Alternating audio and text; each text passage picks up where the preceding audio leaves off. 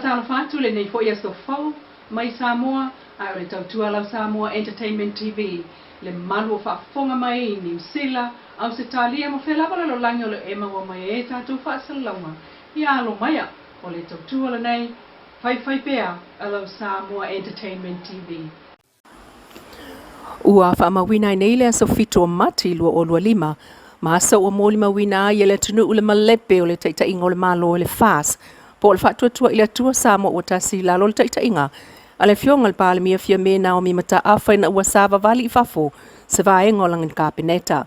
Talu ua le usta ia ele fonga whetalai o le maota, papali i li o ta eu masipau le whamanaonga o le lafo, le ana whaatu atu le minstao ngā ruenga te tele le sunga olo a fua fiti va ai.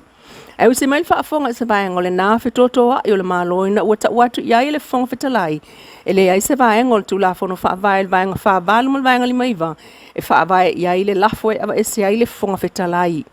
Na toitu ina mai le aso nafi le lafo, lo sei nia mai e minstao ngā ruenga wa pia honi minstao kwa msinonga.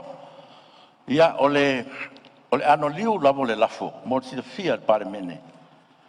O le lewa atutuina o le fonga whetalai, ma le sui fonga whetalai. Ai whaavae i le vaenga whasuru iwa, ma le lima suru waru o le whaavae. A se sila lau tō whionga le vaenga whasuru iwa o le whaavae, o lo manino ina o le whiriwhiria ina o le fonga whetalai. E le o iai se tūlanga whapena o se le whaatutua ina o le fonga whetalai le vaenga whasuru iwa. E whapena fo i le lima suru waru. E le o iai fo i se tūlanga whapena e ono au mai ai se whatangana whawae, e ono whatuina ai se lafo, mo le whatutuina, o le whongwhitalai, ma le sui whongwhitalai.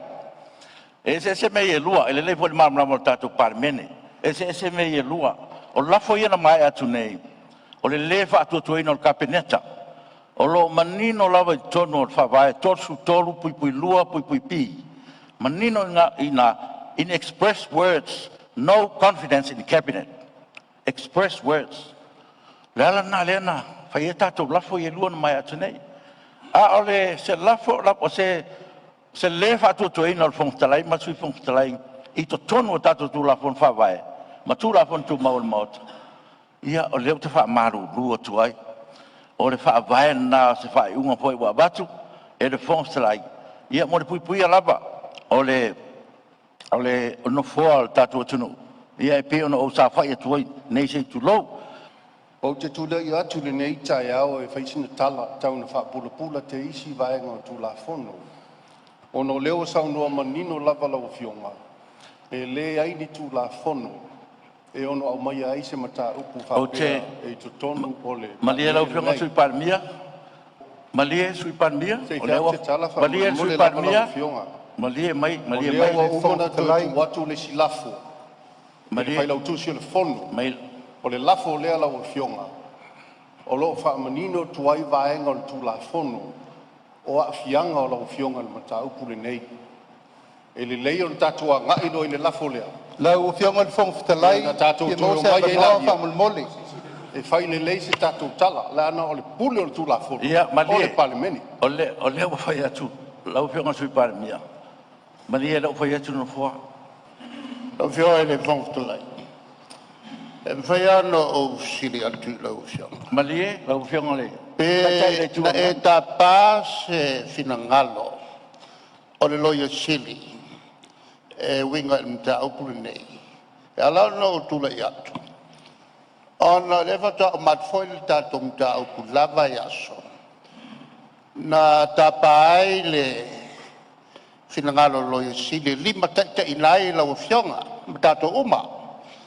O le ke le whale kongu ngā liali mai te tono le mauta le nei.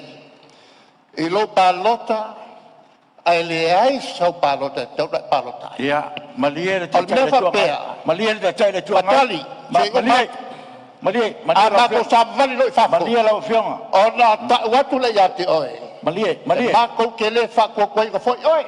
Wa wairo ai foi ia no fo. Ia ese foi tu ngā awala le wa fatu tu mai no fo. Ai o tau whina ngaro mahali die.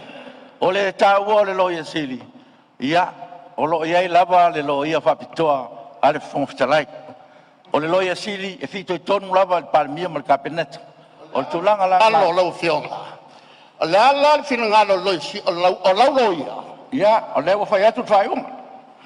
O le whaiunga na le wa fai atu ai. O le na. Fionga le fonga fitalai te tō whama. Lie lau fionga. Malia le supalmia. O nau mau atu. Malia lau fionga supalmia. O le wa. O whautalaina lau fionga I le doctrine of necessity. E au ai o na mai le mataupu te tonu o le palemene nei. E whai ai le whaiunga al palemene. O tō sot whono. Ia, e leo se bea lea lau fionga. O leo nai ai o ia fete nai. O leo fai atu le. Lau fionga le fonga fitalai. O leo ava non fam sinonga lau fionga supalmia. Ia, o leo ava non fam sinonga pa e fina ngaro iai. Lau fionga le fonga fitalai. A o whauinga ina lau fina ngaro. E le ai se ava noa. E au mai ai totonu o le palemene le nei. Se manatu o sui o le palemene e whaasino I le ngai oinga a lau fionga. O nau manatu lea, lau fionga I fonga fitalai. Ai longa e tūlanga sao lea. Na o paule te talo lea e avatu. Au mai pea I te tonu o le mauta. Tātou te whaaso ai, o na manino ai lea. A whaapea o le ale mawhai, o na tātou whaaso ai tonu o le mauta. A wā o le mea moni, rau fionga I fonga fitarai. Whaangaso longa o le fonatanga I ni vai aso. Ia tārofa, I le angai I luma o le palemene. Pe ale mawhai o na ta oto, le tūlanga lea. Ai maise o rau fionga o le taitai, o le taitai fono, o le palemene. Le ngangal na tu la ituai. La fionga I fonga fitalai on sa lo finanga. E fai ngata fo I ona o le mata upo e fasino ia te oi. Ma tu langa la nai e mai ai le fisili. Ona o le mata upo ua fasino ia te oi. Wale ma fai lava ona alofia lo te ena. A ole ale o wala. E fa o atuai se langona, se manatu, o se mau, a sui o le palemene. I lau fionga ma le whatatenga o lau ngaruenga. E pupu alu sili, lau fionga. Pe ua iei lau finangalo. E le sao whanga, po le ale au wala I tu tonu o le mauta nei. E o atuai sa matou upu. E tusa ma le whatatenga o tiuti. Ia o le fesidi lea man whaaloa. Ua a mai lau whaiunga lau fionga. O ai la sesi whaiunga tātou te whaatonu fo lau ai. E la vai muri tai me umai tūlanga le whaavae. Leo mato I lo le lafo le ua mai. O le laso e whaasanga I lau fionga. O whea le whaavae o le malo. O iai se mea le whaavae o le malo. O iai se fesiri whaapea. E fesiri ngi ai le avese o le fonga fetalai ma le tui fonga fetalai. E le ai. Lau fiona I fonga fitalai. O le la ua whai lau whai. Tonua le fia. Malia supalmia. Ono leo wasili tonu mai Malia sui. Tonu. O lea iai. Malia sui. O le ua mai lau whai. Ona vatu sa matou. E lei se mea. Tala e abi ese lau. Kuala. O le iai. E lei se mea. Ale iai. E lei se mea. O le whamsinonga po pesa o le mea usau no mai fonga fitalai. Ana tu mai E le whai a I tong tau. Malia. E le whai a I. La fai atu tala Tātou fia sua sua e pula le fonga fitalai. Lau fionga palemene. O le whamsinonga. Ia tātou malia lua fionga. Se fai se tala le palemia. A fia lau fionga le matau. Fai le mea sao. Fai le mea sao lau fionga. E le ma fai na tai nofo oe mai toe wha masino oe ma fai lau fai unga yate oe. O le nofo. Le no nofo atu ba. O le nofo le tula fono ve se Wa fia le nofo lau fionga. Wa o ba le soli fono le fia lau fionga. La pa fionga. O mtau tia le leo. Ia la leo. No tele loto lau. Vai tu tala nofo. O leo lo ta oto. Vai tu tala nofo. Doctrine of necessity e fa tino ele Tita vai tu tala nofo. O leo sa noa le tama tai para mi siava noa. Siava noa e siringi ai le fonga fitalai ma le sui fonga fitalai. Ia o le palemene temo kalasi e fa vai tu la fono. A tu la fono. Le lava manino a tu la fono. Io Ele ai ma se mea e ono tala no ina ai se lafo. E le fa tutu ina ai le pongtalai, ma sui pongtalai. Pe o tu langa na la o venga tamai tai palmia. E le fa ia ona se ese no poa. I le tura fono. Ona na winga la pe i fōlinga mai la whalongo. E le ai lava se awala. A se me mwhai ai ona whaangafua no fō al whawhitalai. I le tūlanga le te sau noe. Tusa lava pe wo o ni tūlanga wa ia white e nai. Ua whaapito whai tū au. Ua le fia ma le manao mia al mauta. E le mwhai ala na vese lau fio. Ia, o lau human whamanino atu. Tato tūla pono tū mau, tūla pono mauta. Ia le uringa na la ofisiri fi ma malamai. Ona tūlanga fo ina lai tau whai mai sui pāle mia. Ilo na ia taito nunga. Ina tūla fono. Ina ia tau ona tātou munumutai tūla fono. Le voi sa tāpā. O le ara se whautuanga whaan tūla fono. Alo ia lo official fono.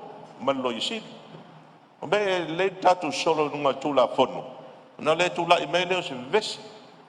Ai e te tau o leo wa mai le lafu. Alo i lo la taito nunga tūla fono tūmau. E te tau na whai isi fina ngalo pan men. Lau pionga il fong fitalai. Ia, sa ia na manatu e te tala lo fingal. Fai luma ia le nem tau ai pe ta. O le lava ua fisili sui parimia, fisili atu le sui taita. O le fisili lava le tasi. Le na otu inatu i lau fionga. O lona winga. E le ai lava se ava noa e mawhai ona au mai ai lea mata upu i tu tonu o le maota. E tau wala mai ona o se fina ngalo o sui o le maota. Lau fionga. O le malo ua au mai foi ia le tusi langolango a sui o le tuangai i le tu lea. Na lau fionga. O le a whawhinga tā tele o nā ngā i luma la tātou ngā kuenga. A ua iei le mātou vainga i lau teita inga. Ua te le a whainga. O le whawhueina o tātou mta upu. I awala e uia. Ma ua ariali i a ia white nai. Ma ua lanu ai au whai unga whai. Anu nei ba yaso o atangia. O tala, o whai unga, o le whaatinonga o tātou whaasoa, o whionga le whongtalai. O i tū nā. A whaila ua le tawharo finangana. E a wanoa le mauta le nei, tātou te whale e. E o nei maria le. O la son muli in malo. Mai o lona winga. E ese lesi au wala. O le a su e ai ia na matau kunne. Ai sa maua lunga wha moe moe. E ma whai o na whai tonu o mauta ne. Ia, o le fina ngalo lava leo lau fionga ma le kapeneta. Ia, ai pea no upa ia tu. Ia, tātou fasiri e tātou tūla whono, por anme na le tu o tonu ia mea. Le winga tonu ana na. O le abe se ina, o le whongtalai ma le sui whongtalai. O le lava o te talo atu i lau fionga ma le sui panemia. Maria lau fionga. A le wei toi tā ua si o unua. Ma lau sau noanga whaapea e lo isi tū la fono. Le umana o whailo atu. E iei fo i le malo si anga. The inherent power so le palemeni. E whaia iai tātou tū la fono. E o fo ina le mata upu lea. O lo iei fo i le malo si anga. E ma whaia i le palemeni. O na whaatino sana whaiunga le mea lea. Ai meise lava. Pea whaapea o le aia a fia lau fionga. E self-regulating palemeni nei iana whaiunga whai. Na langolangoina e le taitai o le tuangai le sunga a tuila epa sa ile le malie le ngaoi, le tula ia le malo ma ia saunua. E o ngaonga le mta upu, a whai o le tautala le mta upu lea, wa tau o le tautala ia ilangai 5 whaamasinonga. 5 whaamasinonga, la fia ia o lea ba le fionga le litwhai pule. Ai a fua mai lau whaiunga.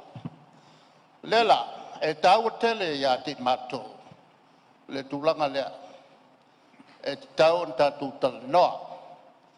Mai o le vaenga fole nei, Na le paua le mea na o mai ai, o mata upu whal malo lea e nofo mai.